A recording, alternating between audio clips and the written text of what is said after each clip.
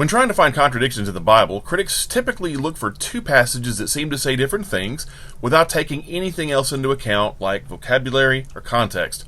We see lots of examples of this in the Skeptics annotated Bible. Here we find the question, does God respect anyone? It says that in some places the Bible says yes, and in other places the Bible says no. This is the kind of thing we're talking about. Critics often use an antiquated translation like the King James Version, where the wording gives them enough room to shoehorn a supposed biblical contradiction into the text. And this is one of those cases. So let's explore some individual examples where this criticism fails. Genesis chapter 4, verses 4 and 5. The Lord had respect unto Abel and to his offering, but unto Cain and to his offering he had not respect. Right off the bat, we can see that the word respect is being used differently than how we might use it today.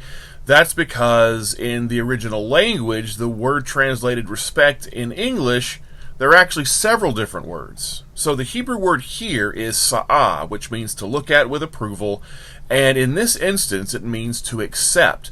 So God accepted Abel and his offering. So the word respect, as it was used by translators of the King James Version, had a different shade of meaning than the modern use of that word. Next is Exodus 2:25. And God looked upon the children of Israel, and God had respect unto them. Here we have a different Hebrew term, but translated with the same word in English. It's the word yada, which primarily means to know. Modern versions correctly translate this phrase as God knew, because that's what the Hebrew actually says. Third is our passage, Leviticus 26:9. For I will have respect unto you, and make you fruitful and multiply you, and establish my covenant with you. Once again, we have another different Hebrew term, panah, which means to turn. The verse should be accurately translated as, I will turn to you and make you fruitful and multiply you and will confirm my covenant with you. See, one of the old definitions of the English word respect was to regard or relate to someone, which is what we have in view here, but we don't use that word the same way today as it was used in the time of King James. The last example we have is Psalm 138, verse 6. Though the Lord be high, yet hath he respect unto the lowly, but to the proud he knoweth afar off. This is the fourth use of the word respect, and yet again we have a different Hebrew word. It is ra'ah, which means to see or consider. When we look at this verse, it's obviously saying that God is close to the lowly, but distances himself from the prideful. You can see this same approach all over the Bible, especially in the ministry of Jesus. He often showed concern for the downtrodden and helpless, and was typically at odds with arrogant elitists. That's exactly what this verse is talking about. So we've looked at these passages and taken the original languages into account, and we can see that the modern word respect doesn't really fit these verses most of the time. So we've got a translation issue here, and specifically an older translation where the key word has changed in meaning for a modern audience. And the translators who worked on the King James Version chose to render many different Hebrew words with just the one English word. So if you aren't paying attention to that fact, it's going to cause some confusion. Now, there are other passages where the Skeptics Annotated Bible says that God doesn't respect people.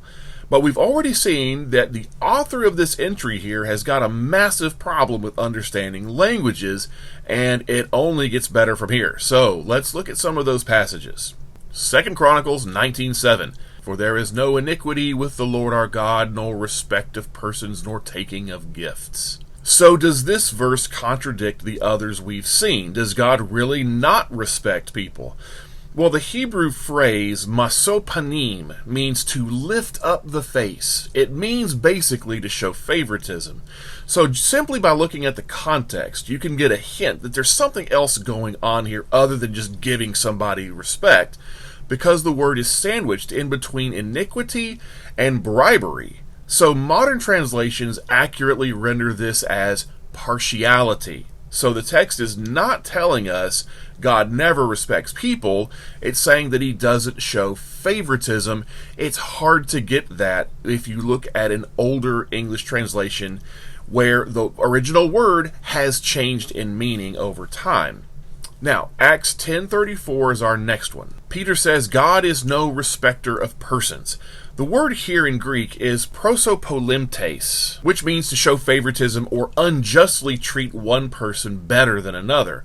Paul also says that God is no respecter of persons in Ephesians 6:9, and says something similar in Colossians 3:25. He uses the same Greek word in both places. So this isn't about showing respect.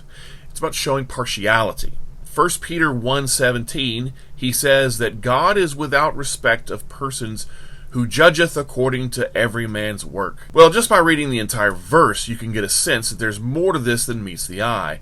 And when we look at the Greek, it becomes even clearer. The Greek is aprosopolymptos, to behave in an unprejudiced manner. So Peter isn't saying that God doesn't respect people, he's saying that God doesn't play favorites.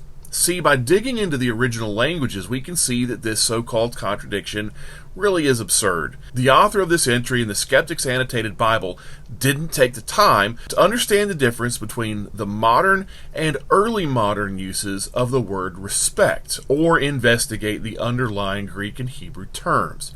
Once we do that, this supposed contradiction literally evaporates, which is typically what happens when you take the time to do a little bit of research.